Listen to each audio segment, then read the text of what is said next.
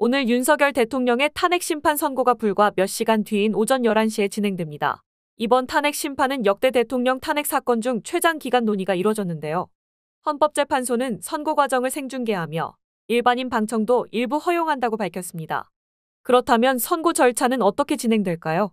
과거 노무현 전 대통령 탄핵 심판 선고는 약 25분, 박근혜 전 대통령은 약 21분이 소요됐습니다.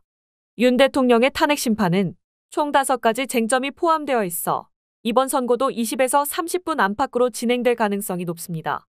그러나 이번 심판이 역대 최장 수개 기간을 거친 만큼 예상보다 길어질 수도 있다는 분석도 나오고 있습니다. 헌재의 선고 방식도 관심을 모으고 있습니다. 박근혜 전 대통령의 경우 당시 이정미 헌재소장 권한대행이 지금부터 대통령 박근혜 탄핵 사건에 대한 선고를 시작하겠다고 말한 뒤 결정문을 낭독하며 최종적으로 피청구인 대통령 박근혜를 파면한다는 주문을 읽었습니다. 윤 대통령의 경우에도 문영배 헌재소장 권한대행이 사건 번호와 사건명을 읽으며 선고를 시작할 예정입니다. 만약 재판관 8명이 전원일치 의견을 낸다면 박 전 대통령 선고 때와 비슷하게 진행될 가능성이 큽니다. 하지만 재판관들의 의견이 갈릴 경우 주문을 먼저 읽고 이후 법정 의견과 소수 의견을 각각 발표할 수도 있습니다. 선고 효력은 재판장이 주문을 읽는 순간부터 발생합니다. 인용 결정이 나올 경우 윤 대통령은 즉시 파면되며 기각 또는 각하 결정이 내려지면 대통령 직무에 복귀하게 됩니다.